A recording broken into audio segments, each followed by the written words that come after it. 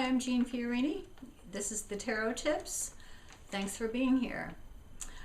Today we're going to talk about the Death card, the second card in the series of 4 cards, important cards of change in the tarot. Following up the notion of the impersonal nature of the Wheel card, change happens. The notion that cyclical, seasonal change is amoral. It's not good or bad, it's just change. The Death card ups the ante a little bit. The Death card is a place where change now has become personal, where ego identifications are changing. Sometimes you might see images of dismemberment in a Death card, you know, hands and arms sticking up from the ground or whatever.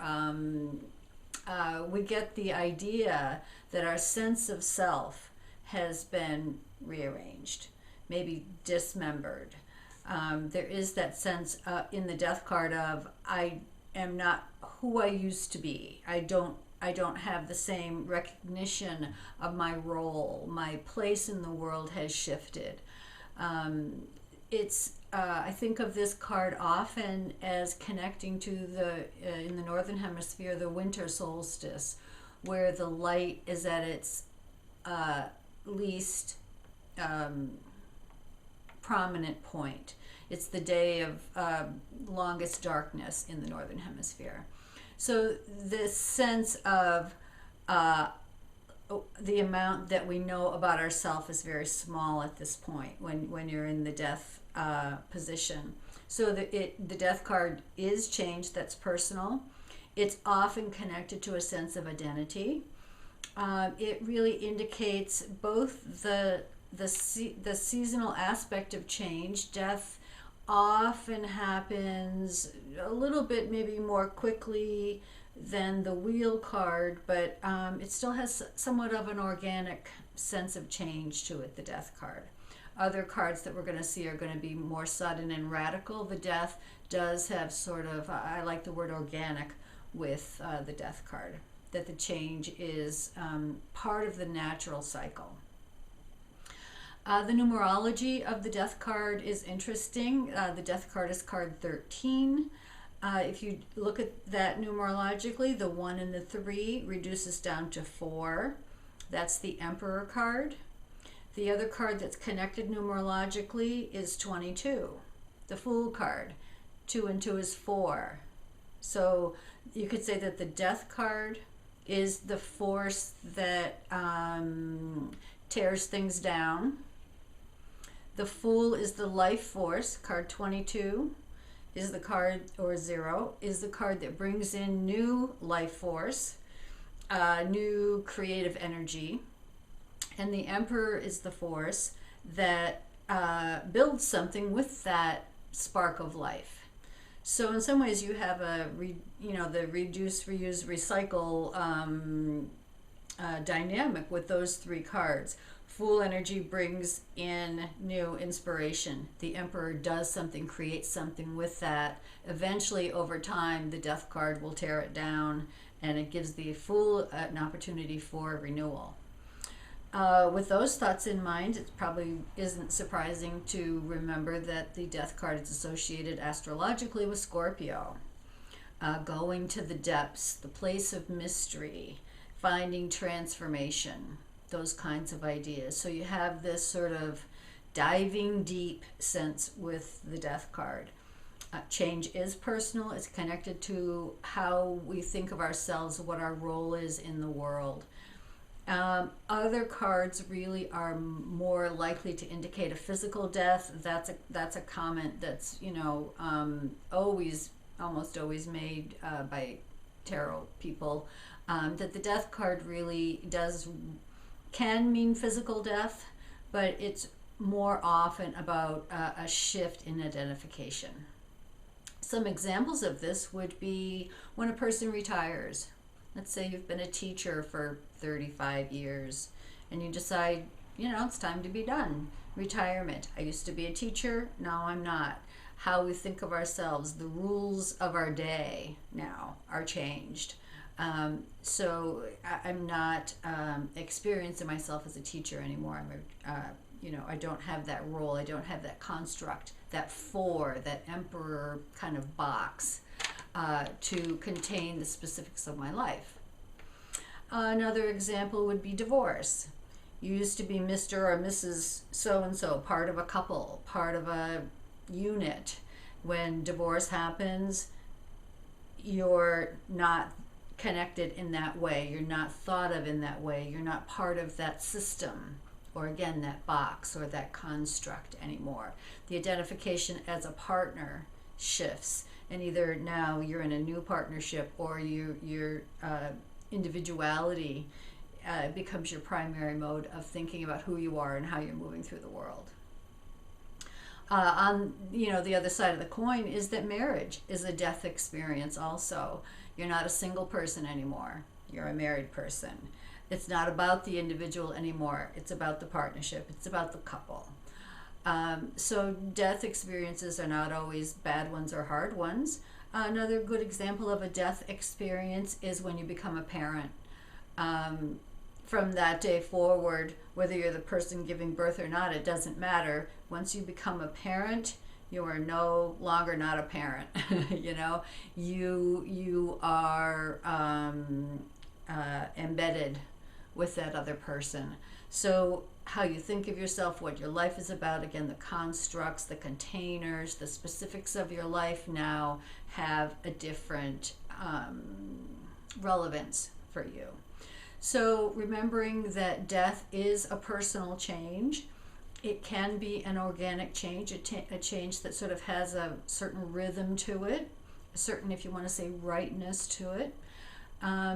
It is about transformation, and it is about thinking about your role in the world in a different way. So it can be difficult. It's not anything to sugarcoat, but it doesn't necessarily have to be something that's always negative or bad. So let's go take a look at the death card and look at some of this image symbols and images on the card. So the death card in Rider-Waite is fairly complicated also. In other decks, I guess the Mother Peace deck is coming to mind here, is a very simple card. I think there's a birch tree and a snake that's shedding its skin. So you get the notion of, the naturalness, let's say, of death and rebirth, or the naturalness of renewal. We do see the different personalities here. I think it's important to recognize that the only person who's death, or the only thing that's really dead in the death card, is the Emperor. The Emperor is underneath the horse here, and he's lost his crown. So here's the old identification. The old, we talked about that numerological connection. Here's card 4, getting essentially run over, trampled, overcome by the organic force of change. The Death Rider on the horse here. We do have other personalities that are reacting to the death horse. We have a Hierophant figure, a priestly kind of figure here. This is we might say, the spiritual aspect of acknowledging death, of really recognizing that look at how much bigger this force than this person. Even though this person has wisdom and experience, this person acknowledges that this force needs to be honored. We see a maiden here who is turning away. She doesn't want to look. It's either fearful for her, maybe she's in denial of it. So that's another way of a component or an aspect that humans might deal with the death energy. And then we have this young child who's kind of, he or she has a little flower, I think, in his hand. So he's looking at this large, amazing horse with a little bit of wonder. He doesn't really do the denial thing that the maiden is doing, and he doesn't really have enough knowledge yet to recognize the spiritual and physical importance of the death energy, but approaches it with a sense of awe and a sense of wonder. So you've got 4 different ways that the personality can deal with death energy, and really the only one that suffers greatly is the force that does not change, that is inflexible. That Emperor is not known for its flexibility. It has wonderful qualities, very useful in some circumstances, but if death energy is around, the Emperor's got to go. Let's see. So we see this pure white horse.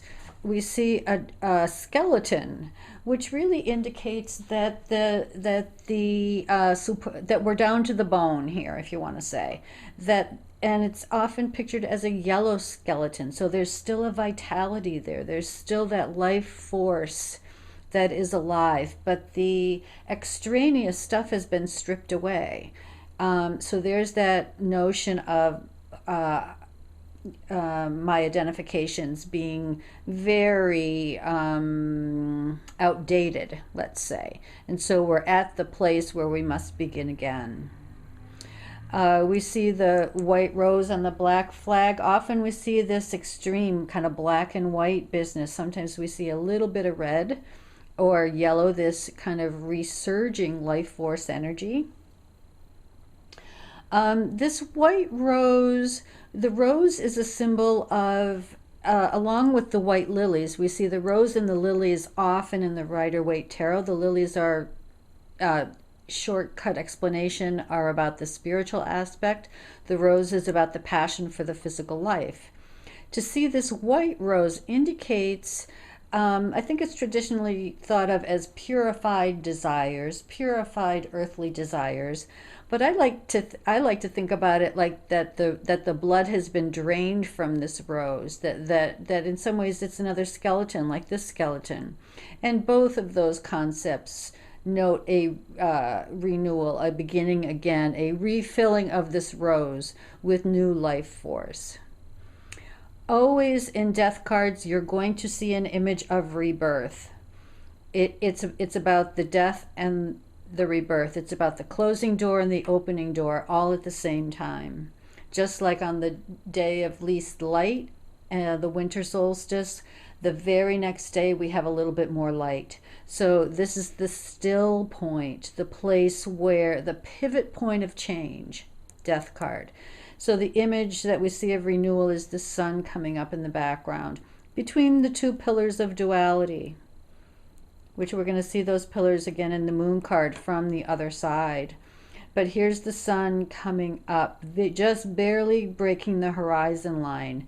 In the temperance card, the next card, we're going to see the sun, sometimes pictured with a crown, having broken the horizon. So it's a little bit higher up, so meaning a little bit more conscious, a little bit more aware, a little bit more present. But in the death card, things are at the still point. Here's the moment of change. That's probably enough about that card, I would say. So remembering that